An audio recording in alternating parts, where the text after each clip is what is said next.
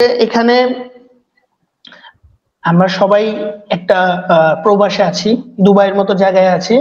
আমার বলার মতো একটাই প্রশ্ন বা একটাই কথা, একটা মেসেজ আমি দিতে চাচ্ছি, সেটা হচ্ছে আমি জানি না বাংলাদেশের এম্বাসি থেকে শুরু করে বাংলাদেশের যেই প্রবাস মন্ত্রণালয়ের কর্মকর্তারা আছে তারা কি করতেছেন আমি আমি আমি জানি না। হ্যাঁ, আমার একটা রাগ বা আক্ষেপ আপনাদের উপর।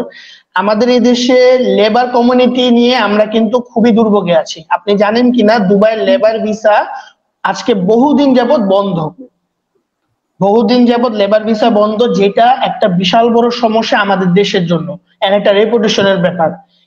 এই জিনিসটা এখন পর্যন্ত আমাদের বাংলাদেশের কোনো কর্মকর্তা শেষ করতে পারলো না। আপনি ভাবতে পারবেন না, এখানে আসলে বুঝতে পারবেন প্রত্যেকটা লেবার কমিউনিটি কি পরিমাণ দুর্ভোগে আছে শুধুমাত্র একটা সমস্যার জন্য। এটা নিয়ে কারো মাথা ব্যথা নাই। এই যে আমরা যা করতেছি ভাইয়া, হ্যাঁ, আমরা তো মানে আমরা যে জায়গায় আছি সেখানে থেকে এগুলো দেখারই বিষয় না। কিন্তু আমি পার্সোনালি ব্যক্তি হিসেবে আমি অনেক রুট লেভেল থেকে উঠে আসছি, তো আমার নিজের অনেক ভাই ব্রাদার আছে যারা বিভিন্ন লেবার ইসে আছে, আপনার ক্যাম্পে আছে, বা আমার নিজের অনেক ভাই ব্রাদার আছে যারা কিনা একদম রুট লেভেলে কাজ করে।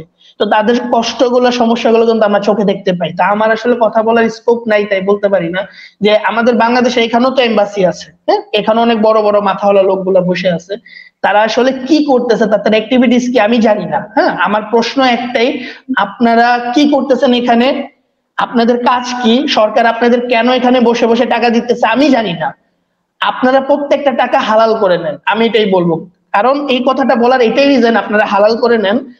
আজকে বহু দিন যাবত, প্রায় বছরের পর বছর এই দেশে এখন লেবার ভিসা বন্ধ।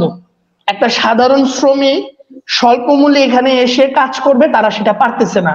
তাদেরকে খুবই বড় টাকা অ্যামাউন্ট চার্জ দিয়ে হাই প্রফেশন এমপ্লয়মেন্ট ভিসা দিয়ে দেশে ঢুকতে হচ্ছে, আর না হলে টুরিস্টে এসে অবৈধ হয়ে যেতে হইতেছে।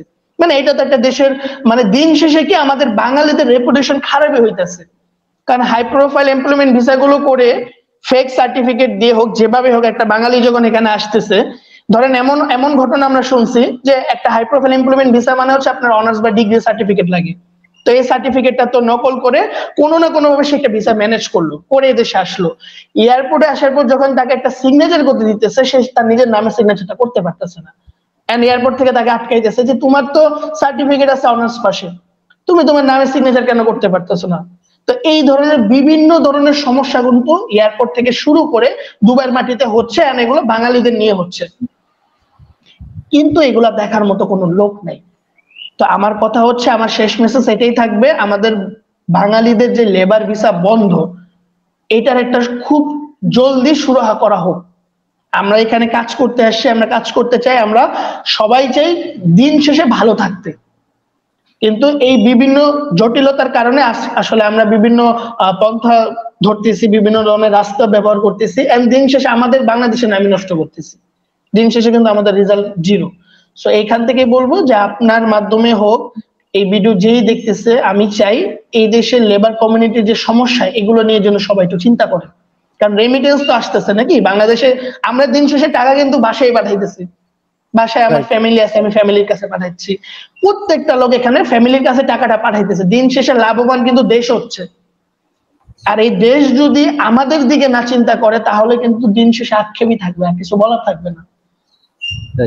এখানে যেই এম্বাসিতে লোকজনগুলো বসে আছে, তারা আমাদের টাকায় কাজ করতেছে এখানে, এটা আপনাকে মানতে হবে। আমাদের টাকায় তারা এখানে কাজ করতেছে, কিন্তু তারা আমাদের কোনো কাজ করতেছে না। হয়তোবা করতেছে, কিন্তু আমি বলতেছি না করতেছে না, একদম হয়তোবা করতেছে, কিন্তু একটা সমস্যা 1.5 বছর ধরে 2 বছর ধরে চলমান, তারা এটার কোনো সমাধান করতে পারতেছে না। তার মানে আপনি বুঝতে হবে যে এটা কি কাজ করতেছে, আপনার কাজের অগ্রগতি কি। কোনোদিনই কোনো কিছু অসম্ভব বলতে নাই, সবকিছু সম্ভব। সবকিছু সমস্যার সমাধান আছে, আল্লাহ তাআলা সবকিছু সমস্যার সমাধান দিয়ে দিছে। এখন সেই সমাধান যদি আমরা করতে না পারি, ব্যর্থতা আমাদের দিন শেষে। তো বাংলাদেশের সবচেয়ে বড় সমস্যাই দুবাইতে এখন এই লেবার ভিসা ইস্যুটা। তো আপনিও চান, আমিও চাই, আমরা সবাই চাই এই সমস্যার সমাধানটা হোক। হাজার হাজার বাঙালি প্রবাসীর একটাই এখন চাওয়া যে এই লেবার ভিসার যে ইস্যুটা, সমস্যাটা, হ্যাঁ, লেবার ভিসা যে টোটালি এখানে বন্ধ, এই ইস্যুটা সমাধান হোক। এটা দেশের রেমিটেন্সের জন্য, দেশের সবকিছুর জন্য আমি বলবো, হ্যাঁ, যে আমাদের দেশের যে রেপুটেশন, এটার জন্য অনেক বড় একটা ভূমিকা পালন করবে।